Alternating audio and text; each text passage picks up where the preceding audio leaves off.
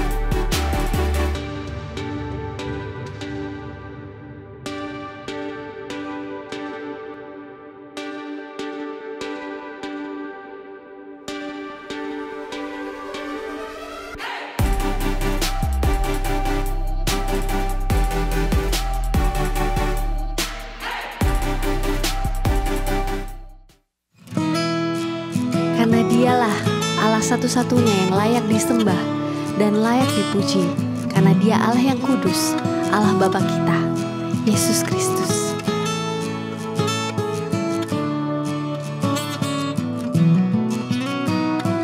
He is exalted, the King is exalted on high.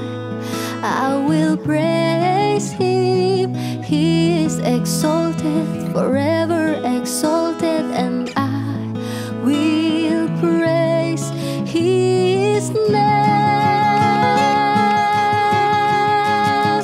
He is the Lord, forever His truth shall reign. Heaven and earth rejoice in His holy name. He is exalted, the King is exalted on high.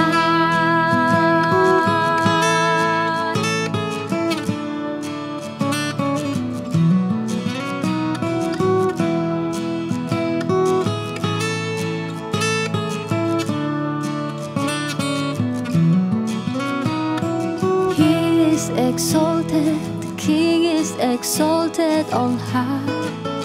I will praise Him. He is exalted, forever exalted, and I will praise His name. He is the Lord, forever His truth shall reign. Heaven and earth rejoice in His holy name. He is exalted, the King is exalted on high. He is exalted, the King is exalted on high. I will praise Him. He is exalted, the King is exalted, and I will praise His name. He is the Lord, forever His truth shall reign. Heaven and earth rejoice in His holy name. He is exalted, the King is exalted on high. He is the Lord, forever His truth shall reign. Heaven and earth rejoice in His holy name. He is exalted, the King is exalted on high. He is exalted, the King is exalted on high. Dengan hati yang bersyukur kita berjalan memasuki tahun yang baru ini. Saudara, perencanaan-perencanaan yang mungkin Anda telah buat, jangan lupa untuk membawa itu kepada Tuhan. Karena kita tidak akan bisa mengarungi 365 hari yang dibawa oleh tahun yang baru ini kalau kita tidak berjalan dengan Tuhan. Akan ada banyak surprises, ada bukit-bukit dan lembah-lembah yang kita akan jalani. Tapi bersama dengan Tuhan kita akan mampu melewati semuanya. Saya mengajak Anda, saudara, untuk juga memperhatikan apa yang telah menjadi catatan pembelajaran Anda di tahun 2021. Saya biasa memeriksa jurnal-jurnal saya untuk melihat benang merah pekerjaan Tuhan di dalam kehidupan saya, dalam pekerjaan yang Tuhan minta untuk saya kelola, dalam pelayanan yang Tuhan percayakan kepada saya. Ada jejak-jejak, saudara, ada benang merah. Karena Tuhan itu tidak off and on sama kita, Dia konsisten. Kita bisa agak melipir, tapi kemudian tangannya akan mengarahkan kita kembali. Jadi, what is your learning notes dari tahun 2021? Itu dibuka lagi sambil membawa perencanaan Anda untuk tahun yang baru ini. Saya ingin mengajak Anda bersatu di dalam doa dan secara korporat, seluruh keluarga besar, Gereja Generasi Apostolik, membawa jurnal kita, membawa agenda perencanaan kita kepada Tuhan pada hari ini. Let's pray. Bapa Surgawi, di dalam nama Tuhan Yesus, kami ucap syukur untuk 1 tahun yang sudah berlalu dan sekarang kami memasuki tahun yang baru, tahun 2022 bersama-sama. Tuhan, together in our hands, kami membawa our learning notes, catatan pembelajaran kami dari tahun 2021. Dan juga kami membawa agenda yang baru Tuhan, tahun 2022. Kami lepaskan berkat Tuhan untuk hari-hari yang akan kami lalui ini. Hal-hal yang belum jadi Tuhan, yang kami tahu sudah Tuhan visit, sudah Tuhan kunjungi. Bapa, aku berdoa supaya mata kami Tuhan bukakan untuk bisa menulis perencanaan yang spirit-led, yang dipimpin oleh Roh Tuhan. Bapa, karena untuk setiap hari ada kebaikan dan kemurahan-Mu. Terima kasih Bapa Surgawi, kami percayakan hari-hari ini di dalam tangan Tuhan. Di dalam nama Yesus kami ucap syukur dan kami berdoa. Amin. Amin. Saudara, mari kita siapkan hati kita untuk menyambut pemberitaan firman Tuhan pada hari ini. Get your Bible ready, juga buku catatan Anda. Dan terus saudara, jadi seorang murid. Karena Tuhan mengundang kita, come and follow me, mari ikut aku. Jadi dia guru kita yang setia adalah resident teacher. Dia adalah guru tetap yang hadir bersama dengan Anda dimanapun Anda berada untuk mengajari Anda. So let's just enjoy the word of God. Shalom semuanya, salam damai sejahtera, Happy New Year. Kita masuk ke tahun yang baru, second day ya. Ini dengan sukacita dan damai sejahtera Allah. Karena Allah punya rancangan yang membawa damai sejahtera. Pegang itu, dia nggak akan ganti sama sekali. So let's fix on that. Now today kita akan masuk ke pesan Tuhan dengan kunci. Supaya kita bisa dari awal sampai akhir tahun 2022 ini full of thanksgiving, full of gratitude. Oke, kita berdoa dulu supaya kita mempersiapkan diri, adjusting our attitude supaya 2022 it will never be the same seperti 2021. Amin. Mari kita satu dalam doa. Wonderful Father, thank you so much untuk sudah mengantar kita sampai masuk ke 2022. Kita sudah lewati Januari 1, kita sekarang di hari kedua dari tahun yang baru. A new day, a new dawn, a new page of our life. Dengan Tuhan tidak ada yang mustahil. Apa yang Tuhan telah rancangkan, atur bagi langkah kami di sepanjang 365 hari di 2022 ini. Pasti akan terlaksana. Terima kasih ya Bapa untuk hati yang mau mendengar apa yang Roh Kudus katakan melalui setiap firman yang dibagikan di pagi hari ini. Di dalam nama Yesus Kristus Tuhan kami. Amen. Saya percaya liburan singkat dari tahun 2021 masuk 2022 sangat mengesankan bagi Anda semua. As the message yang ditinggalkan untuk close, finish well, finish strong, supaya kita bisa start strong. Nah ternyata untuk bisa memulai strong dari pembelajaran dan praktek melakukan hidup di dalam hadirat Tuhan day by day, sesering mungkin sepanjang hari kita melek mata, really kita mesti alert, satu, with the presence of God. Yang kedua, waspada berjaga-jaga karena si iblis lawan kita seperti singa mengaum-ngaum mencari orang yang dapat ditelan. Of course yang dia mau telan itu kita semua yang belajar untuk hidup mengikuti Yesus. We are follower of Jesus. Kalau mau jadi murid must be a follower. Nah, so kunci sukacita di awal 2022. Kenapa kok saya tulis kunci, the key of joy, of gratitude, of rejoicing, itu adalah kunci awal if you want to start strong. Kalau mau memulai dengan kuat ya. Kata sukacita and membawa, karena sukacita Tuhan itu memberi kekuatan bagi kita. Nah pada waktu Anda alami sukacita Tuhan di tengah masa depan yang kita kurang jelas mau ngapain, mau bagaimana, but we walk with God. Yang satu hal yang tidak berubah itu Yesus. Situasi, kondisi, sikon itu bisa berubah-berubah. But Jesus never change, right? He is the same yesterday, today, and forever. Nah, kuncinya adalah satu, gratitude. Atau saya senang bahasa Indonesianya, rasa syukur. Ini ada kata rasa, berarti is from the heart. Berarti juga mempengaruhi our emotion. Okay.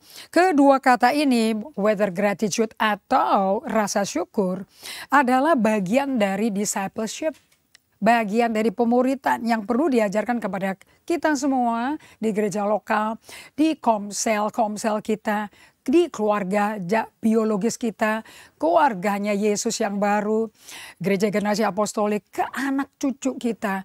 We have to educate to have a gratitude attitude. Harus punya sikap hati penuh rasa syukur.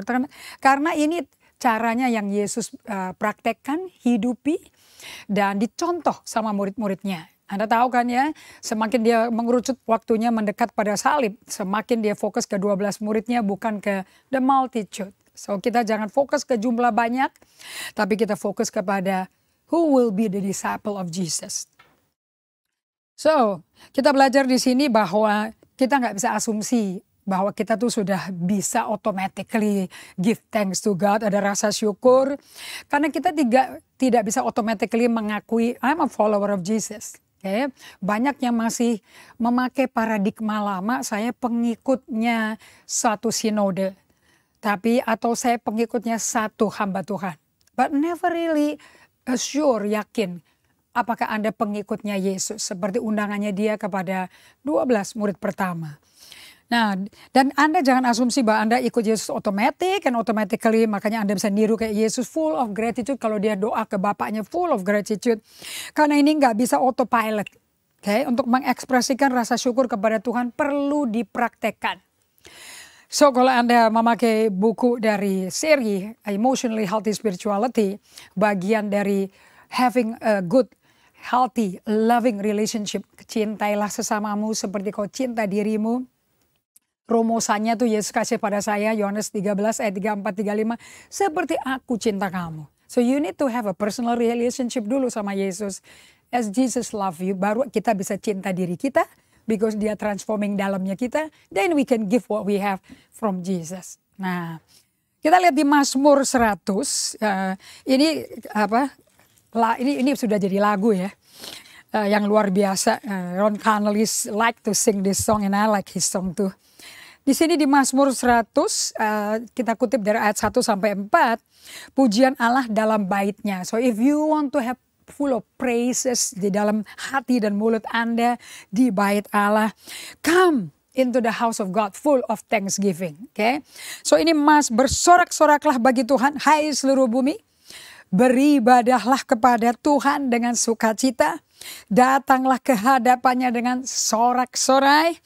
Ketahuilah bahwa Tuhanlah Allah. Dialah yang menjadikan kita. Punya dialah kita. Umatnya dan kawanan domba gembalaannya. N besar ya. Mari masuklah melalui pintu gerbangnya dengan nyanyian syukur. Kalau hatinya ada rasa syukur, bibirnya nyanyi. Kalau nggak ada rasa syukur, susah menyanyi. So that's why we need to learn. Kalau Anda praktek pakai emotionally healthy relationship, Anda dilatih how to speak. Supaya orang yang mendengar dan kita yang menyampaikan, we don't feel a threat, kita nggak mengalami ancaman, tapi we feel love. Even though nggak benar kitanya atau kita bikin kesalahan. So masuklah melalui pintu gerbangnya dengan nyanyian syukur, ke dalam pelatarannya dengan puji-pujian. Bersyukurlah kepadanya dan pujilah namanya. That's how we enter dalam kepada komunitasnya Tuhan. Karena di dalam perjanjian baru yang namanya bait Allah itu sebetulnya di mana 2-3 orang berkumpul, di mana saudara-saudara seiman berkumpul seperti Kisah Rasul 2. Tiap hari mereka berkumpul melakukan perjamuan suci dan mendengarkan pelajaran para rasul. And the joy of the Lord ada di situ. Mujizat terjadi di situ.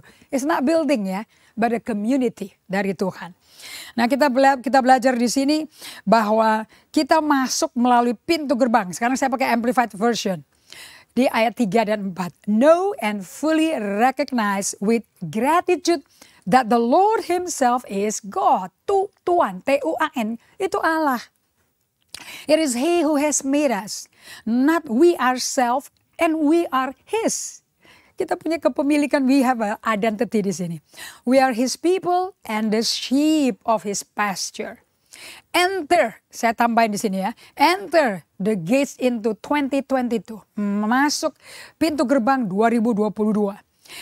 That's his gate with a song of thanksgiving. And his court with praise, be thankful to him, bless and praise his name. Perhatikan baik-baik di sini. Kita cara ini untuk bisa hidup seperti ini, Anda mesti latihan. Ini nggak otomatis bisa dikeluarin. Kalau nunggu perasaan Anda cocok sama Mazmur 100, nggak akan terjadi. Jadi ini bagian, this kind of lifestyle. Jadi kalau Anda baca Alkitab, look at this ya. Anda tuh ucap syukurnya tuh ke Tuhan loh. Jadi Anda mungkin waktu mengakhiri 2021 sedang babak belur ekonominya, atau fisiknya, atau kondisi keluarga ada yang kehilangan, mungkin ada yang mengalami kehilangan dari anggota keluarga yang Anda kasih, whatever is your ending. Dengerin baik-baik, whatever is the ending, Allah kita tuh nggak berubah. Allah kita tuh ujung-ujungnya care for you and is there for you. Yang masalah kalau Anda tidak melatih diri untuk hidup bergaul dengan Tuhan day by day seperti Henok, seperti Esther ya, di tempat-tempat yang jauh dari persekutuan orang-orang percaya. But if you bersekutu dengan Tuhan tiap hari, there's no issue. God is with you. Anda nggak sendirian. Nah, kalau Anda bersama Allah melalui praktek day by day, of course Anda akan bisa ada gratitude attitude because the presence is with you.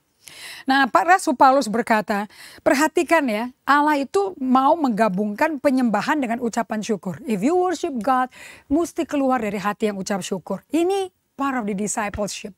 Ini nggak otomatis, nggak ada di manusia daging kita. In every situation, saya pakai Amplified Bible ya. No matter what the circumstances, gak peduli sikonnya apa, situasi kondisimu lagi enak gak enak, lagi kebanjiran. Saya dengar beberapa area kemarin ada banjir di Jakarta. Be thankful and continually give thanks to God. For this is the will of God for you in Christ Jesus. So di 1 Tesalonika 5 ayat 18 dikatakan, banyak orang suka bertanya, kehendak Allah apa sih? 2022 kehendak Allah adalah Anda bersyukur kepada Allah. Jadi kalau Anda babak belur situasinya nggak baik, ekonominya, kesehatannya, hubungan suami istri, hubungan dengan anak-anak, don't worry, look at this. Allah tuh tetap sama. Dan Anda bersyukur, berterima kasih ke Allahnya, bukan karena situasinya babak belur, bukan itu. Tapi faktanya di tengah lembah kekelaman pun, God is with you. Allah Immanuel, He is with us. He loves us tanpa syarat. Nah, Allah juga menyatukan doa itu mesti dengan digandeng dengan ucapan syukur. Mari katakan sama-sama di rumah di mana Anda berada saat ini. Filipi 4 ayat 6 sampai 7. Janganlah hendaknya kamu khawatir tentang apapun juga. Tetapi nyatakanlah dalam segala hal. Keinginanmu, what do you want? What do you desire? Kepada Allah. Fokusnya ke Allah ya, bukan ke pendeta, bukan ke ketua komsel, ke Allah. You need to have personal relationship with God. Harus ada hubungan pribadi dengan Allah. Itu mestinya menjadi baku, menjadi pakem. Jangan hubungan sama sesama lebih getol dibandingin hubungan dengan Allah. Dalam doa dan permohonan dengan ucapan syukur. So when you pray, combine sama ucapan syukur. Baru damai sejahtera Allah. Yeremia 29 ayat 11 itu dijanjikan di Filipi 4 ayat 7. Damai sejahtera Allah menguasai hati dan pikiranmu. Okay? Dalam Kristus Yesus. Selalu ada kata dalam Kristus Yesus artinya that's your true self. Bagian dari diri Anda yang benar-benar sejati asli seperti cetakan dari pencipta kita. Nah kalau Anda yang bimbang-bimbang, babak belur, yang ketakutan, marah-marah, itu manusia dagingmu. So don't listen to that one. Listen kepada manusia ciptaan barunya. Nah, untuk masuk ke manusia ciptaan baru itu, Anda butuh bersama Allah. You need to be with God. Nanti pada waktu Anda pertama kali bersama Allah, duduk di tempat yang sunyi, and you become slow down to stop, silence and stillness. Di situ nanti Anda lihat manusia dagingmu kayak apa dulu. Di mana Anda sedang bergumul ikut Tuhan karena ikutin manusia daging. Manusia daging gak bisa ikut Tuhan. Okay, it's your heart, hati yang baru itu loh. Roh yang baru itu yang bisa. Itu yang mesti dikasih firman tiap hari. Nah, untuk Anda masuk di 2022 ini dengan sikap hati yang baru sebagai murid Kristus, pengikut Kristus. Tentu ada yang mesti disingkirin, ada yang mesti diisi kembali. There has to be removal and replenishing. Mesti ada yang disingkirkan, mesti ada yang diisi ulang. Setiap kali Anda melakukan mini sabat, which is solitude, silence, and stillness. Pergi ke tempat sepi sebentar. Tarik napas sebentar, deep breath prayer. Inhale hadirat Allah. Exhale semua emosi yang Anda gak suka. And lakukan 3-5 kali. You are in the presence of God. Gak susah kok masuk ke hadirat Tuhan. Nah ada 3 roh yang mencuri rasa syukur ini. Jadi kalau nggak dipraktekkan, Anda kecurian juga nggak tahu. Tapi hari ini saya mau cari, tunjukkan kepada Anda malingnya mana. Itu 3 roh yang mencuri rasa syukur dari hati kita, dalam hidup kita, dari gaya hidup kita untuk mengucap syukur. Ya. Nah ketiga roh yang mencuri ucapan syukur ini dari hati kita, rasa syukur ini adalah sampah jiwa kita. Actually kalau ditinggalin di jiwa kita is garbage yang mesti dibuang dong. Namanya sampah dibuang, disingkirkan. Kalau enggak banyak bugs nanti di situ, right?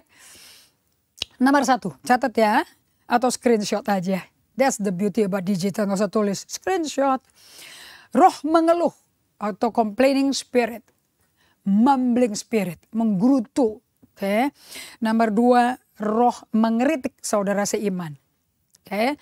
Nomor 3, roh membanding-bandingkan. Selalu bandingin dirinya dengan siapa? Dengan somebody else. Comparison spirit, critical spirit, criticizing spirit, dan complaining. Nah, saya mau bagikan pada Anda seorang yang mengalami penderitaan yang secara manusia biasa normal-normal aja nih, yang di zaman COVID ini juga merasanya sudah berat. Tapi ini kayaknya dibandingin kita jadi kayaknya supra incredulously mustahil kalau Anda bisa ngalami ini. Namanya Ayub. Kita lihat di sini, apakah Ayub itu hidup penuh mengeluh, menggerutu apa tidak? Kalau dari semua orang, kalau Anda baca Ayub 1 dan Ayub 2, dari semua orang yang berhak menggerutu, pakai kata berhak lagi, musuhnya tuh Ayub dalam 1 hari. Ini orang terkaya, oke, di zamannya dia. Nah, ini kalau dibandingin si Jonathan Edwards berkata bahwa ini pengalaman Ayub, ini pengalaman kita semua. This is about the human side of us. Ini seperti kelas kekayaan dia, mungkin dia levelnya Warren Buffett atau Bill Gates. Okay. And dalam 1 hari, Bapak Ibu sekalian, dalam sehari, kalau kita ngalami kesulitan, keparahan tuh mungkin pas umur 60 tahun baru ngalami judor begitu loh ya.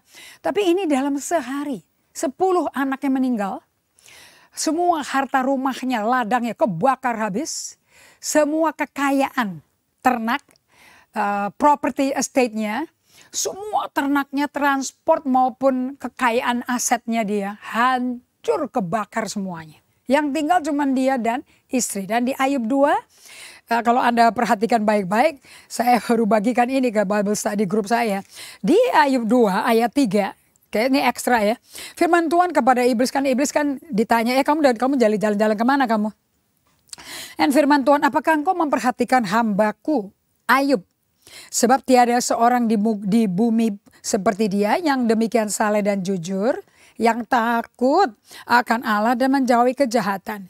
Ia tetap tekun dalam kesalehannya. Kata tekun ini typically trademarknya si Ayub. Meskipun, yang ini bagus sekali nih.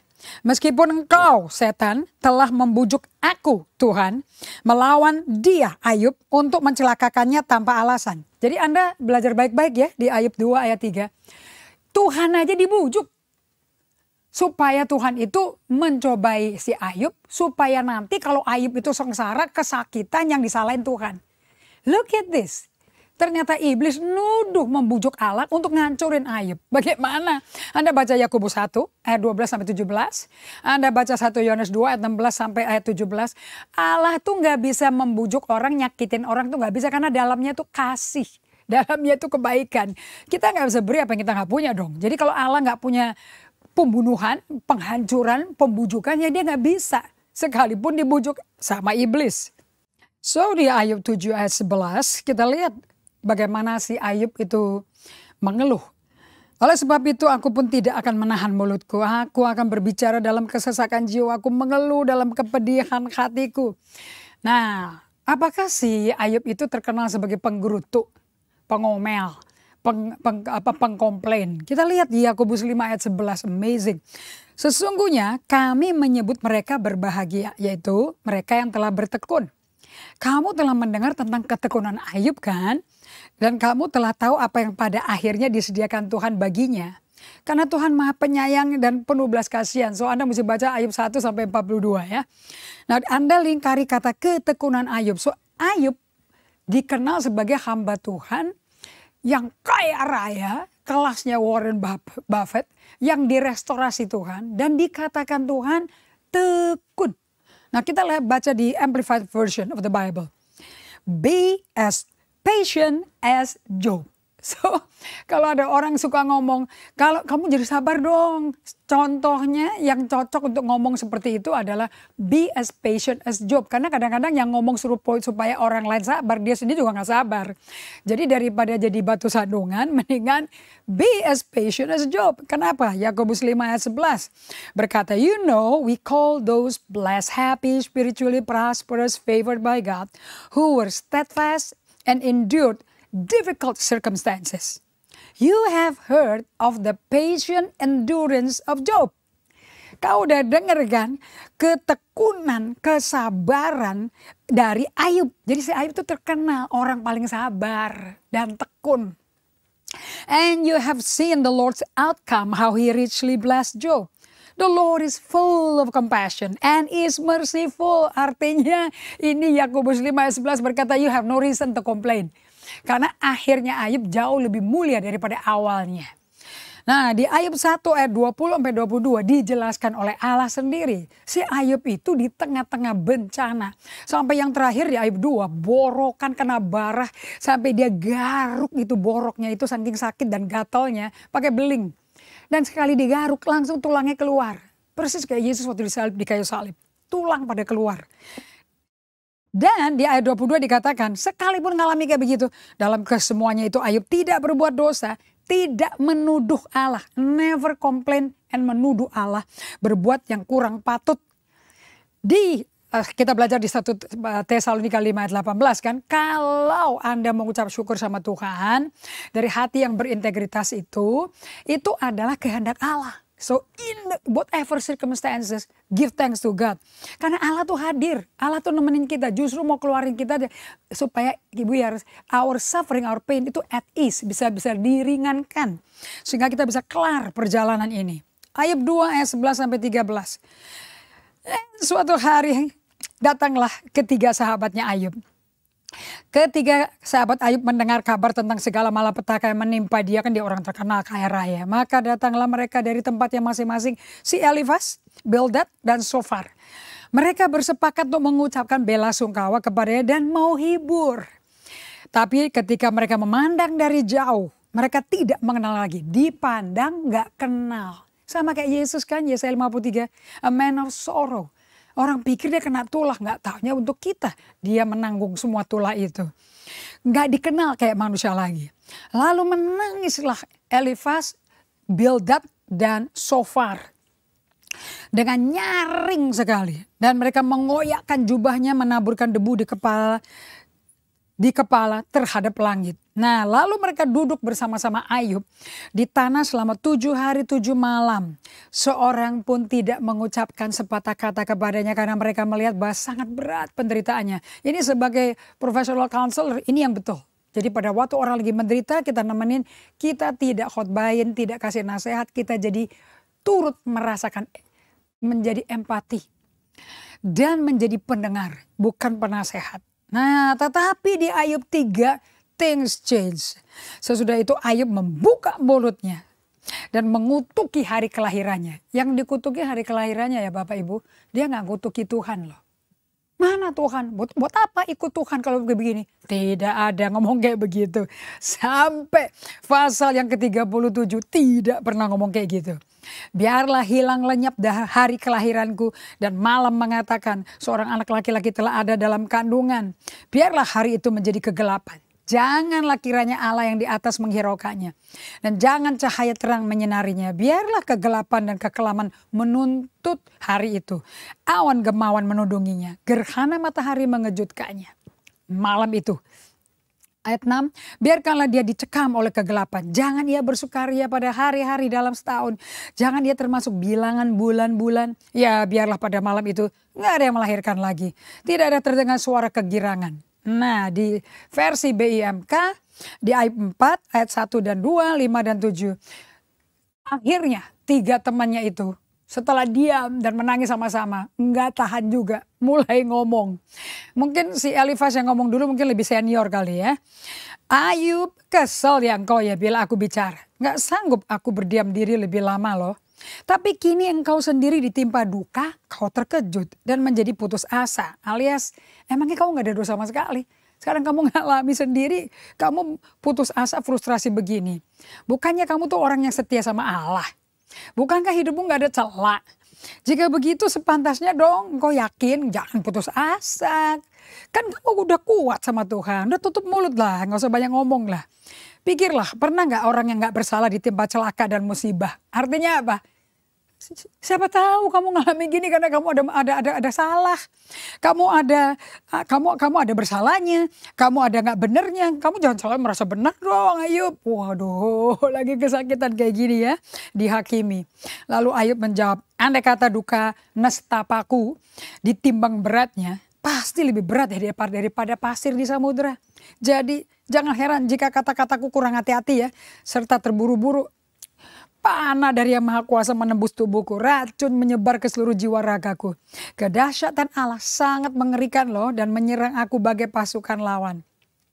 Di Ayub 7 ayat 11 di Amplified Bible, therefore I will not restrain my mouth, I will speak in the anguish of my spirit, I will complain in the bitterness of my soul, oh Lord. Tapi dia tidak bitterness of towards Tuhan, dia bitter in his soul. Dahulu pengetahuanku tentang engkau hanya Nah, dari semuanya ini si Ayub tuh gak menggerutu. Dia jaga integritas hatinya, dia gak berdosa di bibirnya. Istrinya kan ngutukin, lu masih mau salah? Kutuk Tuhan itu, mati aja kau. Dan Ayub berkata, kamu kok mau terima yang bagus tapi yang jelek kamu gak mau terima. Lu jaga hati, jaga sekali mulutmu itu. Hati-hati loh. Okay? Nah, tapi Anda mesti tahu ya. Dari Yakobus 5 ayat 11 tadi jelas sekali. Mau ngalami berapa puluh tahun perjalanan penderitaan yang mengerikan sekelasnya Ayub. God says, no need to complain. Toh lihat ujung-ujungnya. Aku persiapkan apa buat si Ayub? Bukankah kehidupannya dia lebih makmur daripada awalnya? Dan si Ayub menjadi orang terkenal. Terkenalnya seperti apa? A man with patience and of endurance. Wah, ketekunannya sabar sekali. So, di Ayub pasal 42, Ayub berkata seperti ini. Karena Allah datengin dia. Allah gak izinkan dia mengeluh loh. Karena Allah berkata kepada Ayub, kamu selama ini di mana sih? Waktu aku bikin bumi, aku ciptakan semuanya, emang kamu di mana? Kamu tahu apa mengenai aku, Ayub? Kamu kok banyak ngomong sekali sih? Nah, Ayub langsung berkata, dulu, aduh aku tobat nih. Pengetahuanku tentang engkau ya hanya ku dengar dari orang aja. Tapi sekarang ku kenal engkau. Dengan berhadapan muka. Dengan kata lain pada waktu Anda melewati kekelaman yang paling kelam. Di situ Allah akan berjumpa dengan Anda. Sebab dia butuh memberi terang padamu. And God is light. Jadi waktu Anda dalam kegelapan paling gelap. God datang sebagai terang. Oleh sebab itu Ayub berkata, aku malu deh mengingat segala perkataanku. Dan dengan nyesal aku duduk dalam debu dan abu. Aku mau retract my word. The Amplified Bible berkata, I had heard of you only by the hearing of the ear. But now my spiritual eye sees you. Therefore I retract my words and hate myself for what I said. And I repent in dust and ashes. So, bagaimana Ayub mengakhiri perjalanan penderitaan kesakitannya? Sakitnya saya mesti tekankan ini. Well, dari semua perjalanan Ayub 42 pasal ini sama Yakobus 5 ayat 11 yang mengkonklusikannya, Allah tuh ujung-ujungnya apapun yang Anda sedang lalui saat ini dalam perjalanan, tetap Allah tuh memikirkan yang the best of the best bagi umatnya. Maka sebetulnya there's no need to complain. That's what I learned dari buku Ayub. Gak peduli betapa berat situasi Anda. Okay? So di Ayub 42 ayat 12 sampai 17 Anda bisa baca sendiri. And he called the name. Dia punya anaknya 10 lagi. Yang pertama putrinya Jemaimah. Cantik sekali. Keisha. Yang ketiga Karen Hapuk. Dan di tanah di mana mereka tidak ada perempuan yang cantik seperti putri-putrinya, the best, most beautiful Miss World kali ya, itu adalah putrinya si Ayub. After this, ayat 16, Job lived 140 tahun lagi and saw his sons and grandsons. Okay? 4 generation, 4 angkatan dia lihat, seluruh keluarganya komplit. Kemudian dia mati in the full of days, sebagai manusia yang full and abundantly living in the fullness of the life of God. So, saya mau kasih rumus sama Anda semuanya. Ternyata belajar dari Ayub. Ya, dan Anda mesti pegang Yakobus 5:11 baru Anda tahu the ending of it. Semakin kita berjumpa dengan Tuhan, semakin besar rasa syukur dalam batin kita. The key is in this season of COVID yang tak menentu, uncertain, berapa lama. Do you meet God? Allah kepingin ketemu Anda. Dan rumusnya adalah saya kasih formula. Because the greater the gratitude dari ketemu Tuhan, the less complaint you have.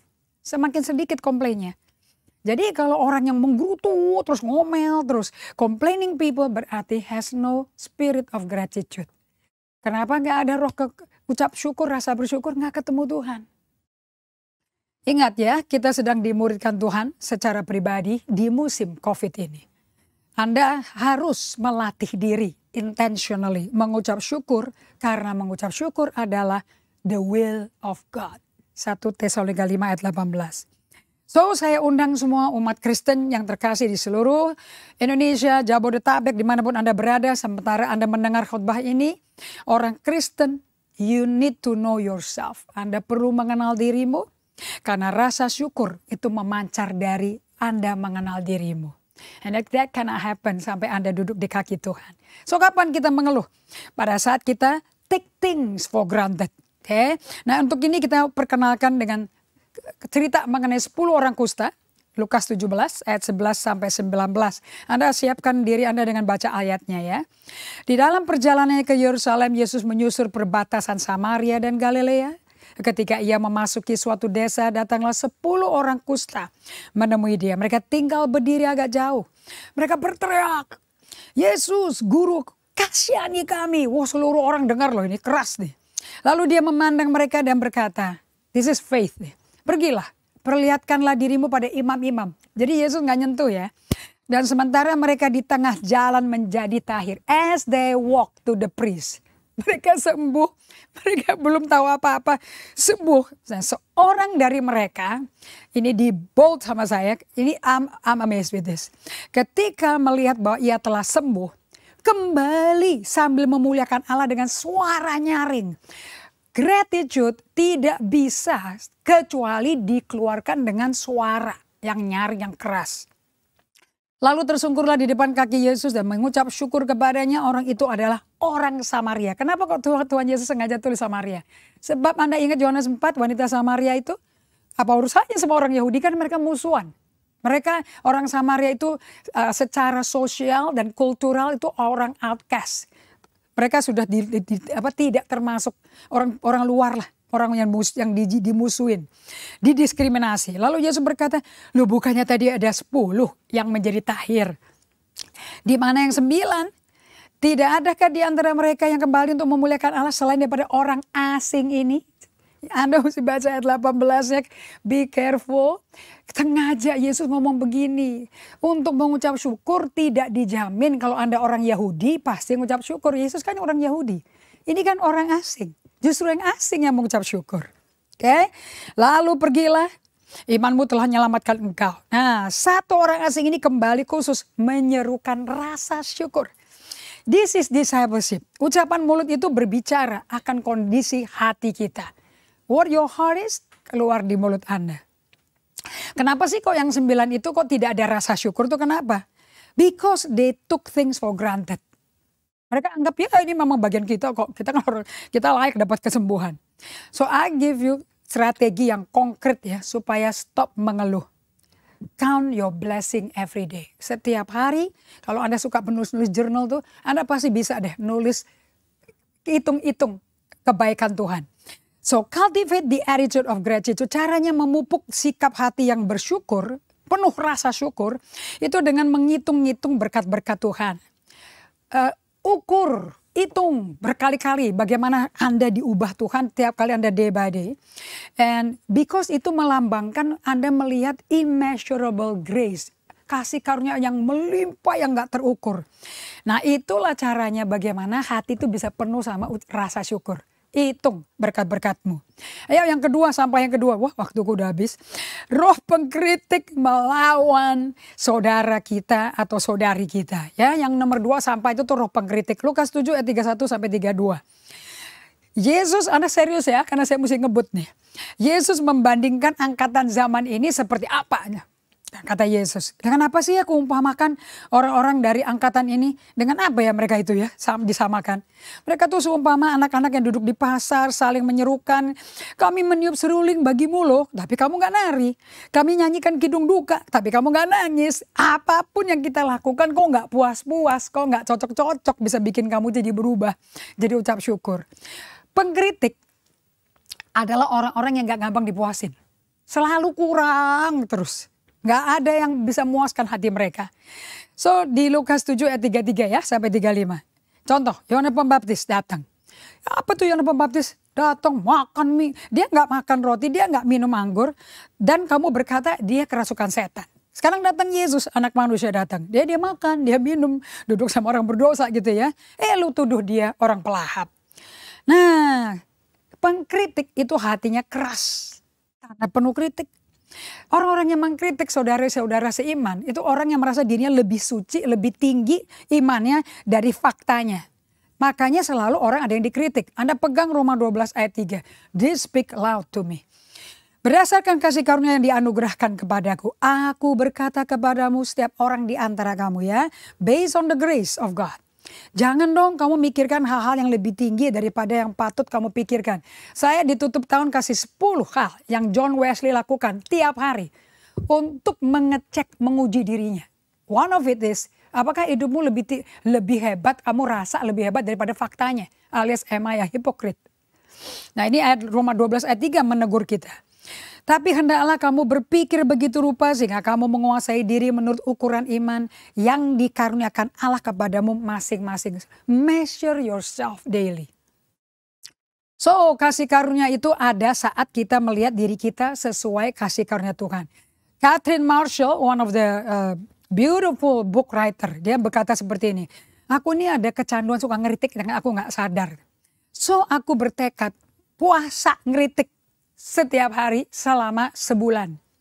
And apa yang dia dapat? I got the joy, di drop di hatiku oleh Tuhan. So saya mau cerita pada Anda semua, apapun yang kau alami, apakah situasi kondisi Anda gak enak, apakah orang ada yang menghina, memfitnah Anda atau nyakitin Anda, whatever it is Anda mesti lalui. Tuhan ngomong ke saya, yang perlu pertama kali diubah tuh kita, bukan orang lain. Yang terakhir, nomor 3, sampah kita adalah roh comparison. Suka banding-bandingin. Yohanes 21 ayat 18 sampai 23 ini Tuhan Yesus berkata kepada Petrus. Sesungguhnya ya kamu muda, engkau mengikat pinggangmu sendiri, kau berjalan kemana aja kau kehendaki. Tapi jika engkau sudah jadi tua, engkau akan ulurkan tanganmu, orang lain akan mengikat engkau dan membawa engkau ke tempat yang tidak kau kehendaki. Nah, hal itu dikatakannya untuk menyatakan bagaimana Petrus akan mati dan memuliakan Allah. Sesudah mengatakan demikian dia berkata pada Petrus, follow me, ikut aku. Nah lihat ayat 20. Terus setelah Yesus ngomong follow me, Petrus berpaling. Dia lihat bahwa murid yang dikasih Yesus, of course Rasul Yohanes, sedang mengikuti mereka. Yaitu murid yang pada waktu mereka sedang makan di Yohanes 13, perjamuan terakhir. Tuhan siapa sih yang akan menyerahkan engkau? Di ayat 21 ketika Petrus melihat murid ini, dia berkata pada Yesus, Tuhan apakah yang akan terjadi dengan dia? Kalau aku kan matinya kan seperti itu. Kalau dia gimana? And Yesus berkata, jikalau aku menghendaki supaya ia tinggal hidup sampai aku datang, itu bukan urusanmu. Tapi engkau ikut aku. Ayat 23 2 kali deh Tuhan Yesus berkata, itu none of your business. Kamu gak usah banding-bandingin bagaimana si Yohanes yang akan mati. Kamu ikut aku aja, dia urusanku, kamu gak usah compare. Maka tersebarlah kabar di antara saudara itu bahwa murid itu tidak akan mati. Tapi Yesus gak mengatakan pada Petrus murid yang gak akan mati. Melainkan jikalau aku menghendaki supaya ia tinggal hidup sampai aku datang, itu bukan urusanmu. Petrus jangan ngatur-ngatur lah. Ikutlah Allah Bapa. Hiduplah dengan rasa syukur supaya Anda tidak compare. So di sini saya masukkan Mazmur 40 ayat 6, Mazmur 103 ayat 2. Bagaimana Anda hitung berkat-berkat Anda. So kapan roh mengeluh bekerja? Di saat Anda terjebak atau berada dalam situasi kondisi sikon yang gak nyenangin. Kayak COVID. Be careful. Are you checking your heart or not? Kapan kita jadi pengkritik? Di saat kita ngelawan dan menentang orang lain. Ada orang yang kita mau lawan. Nah, Lukas 7 ayat 33 menggambarkan bagaimana kita perlu kembangkan hati yang penuh ucapan syukur, bukannya penuh dengan mengkritik atau mengeluh. Karena kerajaan Allah berbeda, terbalik, upside down dari kerajaan dunia. So hari ini saya harus menutup dengan pengajaran. Please, pada waktu Tuhan mengerjakan kasih karunia dalam Anda dan saya. Waktu dia bekerja di tengah-tengah Anda mengalami tantangan, sikon yang gak enak, Anda tergerak, kepingin ngeluh, kepingin ngeritik, ya, kepingin banding-bandingin. Listen to me, stay still with God. And dia akan bekerja dan Anda tidak akan lihat bagaimana tangannya bekerja, but you will see the fruit. Kuncinya Yesaya 45 ayat 2 dan 3. Berkat Allah yang terbaik diberikan Allah bagi setiap umatnya, selalu diketemukan dalam ujian-ujian di tengah kegelapan yang paling gelap. We don't know what 2022 will hold for you.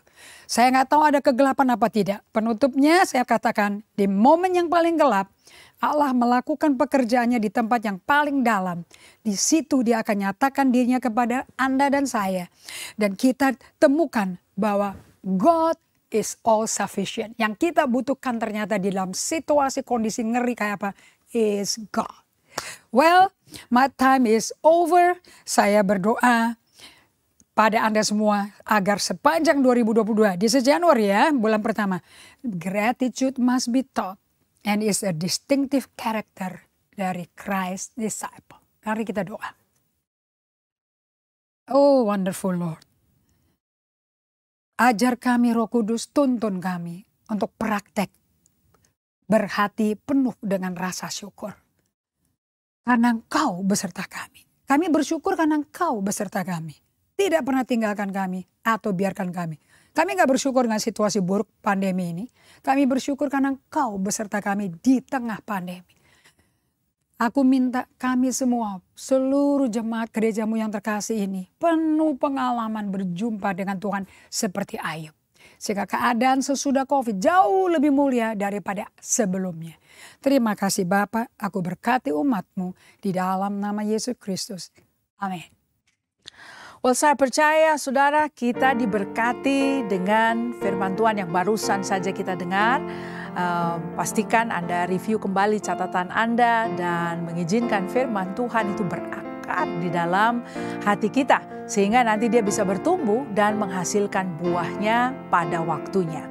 Nah, sekarang kita akan menyambut pemberitaan firman Tuhan itu dengan membawa persembahan syukur kita kepada Tuhan. Saya ingin membacakan apa yang ditulis oleh Rasul Paulus dalam suratnya kepada jemaat di Korintus. Dari 2 Korintus pasal yang ke-9 ayatnya yang ke-7. Ini dalam konteks pengumpulan uang untuk Yerusalem.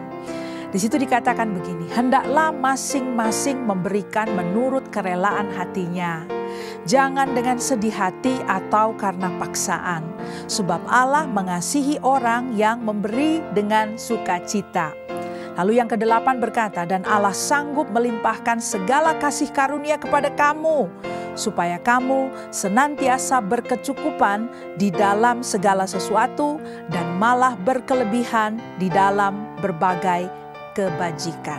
Saudara, ayat yang ke-7 berbicara mengenai sikap hati.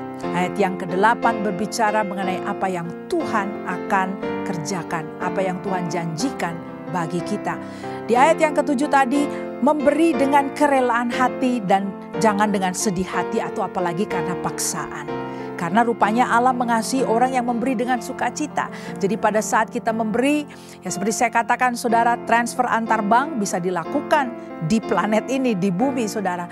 Namun kita membawa persembahan itu kepada Tuhan, maka kita akan membuka diri untuk apa yang Tuhan bisa kerjakan dalam hidup kita. What heaven will give. Now, this is an act of faith. Ini tindakan iman, because yang kita ingini adalah apa yang surga bisa berikan bagi kita, apa yang Tuhan akan kerjakan dalam hidup kita. Nah, saudara, menarik sekali karena ayat 8 berkata Allah sanggup melimpahkan segala kasih karunia bagi kita supaya kita bisa berkelebihan dalam segala sesuatu dan malah berkelebihan dalam berbagai kebajikan. Jadi pada saat kita membawa persembahan syukur, saudara, Tuhan akan mampukan kita untuk melakukan kebajikan. We will be empowered to do good. Nah saudara, QR Code ada tertera di layar monitor Anda pada saat ini. Ayo seluruh keluarga besar Gereja Generasi Apostolik di tahun yang baru ini, kita ingin menerima empowerment by the Lord, diberdayakan oleh Tuhan untuk berbuat baik saudara.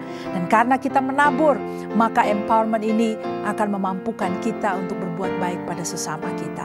So, sambil Anda membawa persembahan Anda dengan bersama-sama secara korporat, kita akan bawa dalam doa sekaligus mengakhiri ibadah online kita pada hari ini. So let's pray. Bapa Surgawi, dalam nama Tuhan Yesus, Tuhan, kami semua jemaat Tuhan membawa persembahan syukur kami kepada Tuhan. Dan Bapa, dari hati yang bukan dipaksa, tidak dengan bersedih hati, tapi Tuhan dengan rasa syukur kami bawa persembahan ini. So Bapa, aku berdoa seperti yang firman-Mu katakan, kami klaim ini untuk terjadi dalam keluarga besar Gereja Generasi Apostolik dan kehidupan kawan-kawan kami beserta keluarganya Tuhan, bahwa Tuhan akan melimpahkan kasih karunia bagi kami. The empowerment by the Lord untuk bisa berkelebihan dalam berbuat baik. Tuhan, ada 300 hari lebih di depan kami. Hari-hari di mana Tuhan memberikan empowerment itu untuk kami semua bergerak berbuat kebaikan. That is what we want. Ini Tuhan yang kami minta terjadi Tuhan. That you empower the church untuk berbuat yang baik. Terima kasih untuk berkat ini yang kami klaim secara korporat terjadi di awal tahun ini Tuhan. That will be the mark of your church. Terima kasih Bapa Surgawi, kami ucap syukur juga untuk ibadah online pada hari ini, untuk penyertaan Tuhan bagi kami semua dan juga bagi seluruh rekan-rekan kami, para usher, tim media yang telah terlibat dengan setia melayani bersama. Biarlah berkat Tuhan turun atas kami semua. Bapak Ibu Saudara yang terkasih, mari angkatlah kedua tanganmu dan mari sambut berkat Tuhan pada hari ini. Tuhan memberkati engkau dan melindungi engkau. Tuhan menyinari engkau dengan wajahnya dan memberi engkau kasih karunia. Tuhan menghadapkan wajahnya kepadamu dan memberi engkau damai sejahtera. Di dalam nama Bapa, Putra dan Roh Kudus, di dalam nama Yesus. Amin. Kalau saudara, kita telah sampai di penghujung ibadah online kita. Saya mau serukan supaya Anda tetap menjaga kesehatan Anda, tetap taati protokol kesehatan yang telah diterapkan oleh pemerintah, dan jaga diri baik-baik ya. Sampai kita bertemu kembali dalam ibadah kita bersama di minggu depan. God bless you.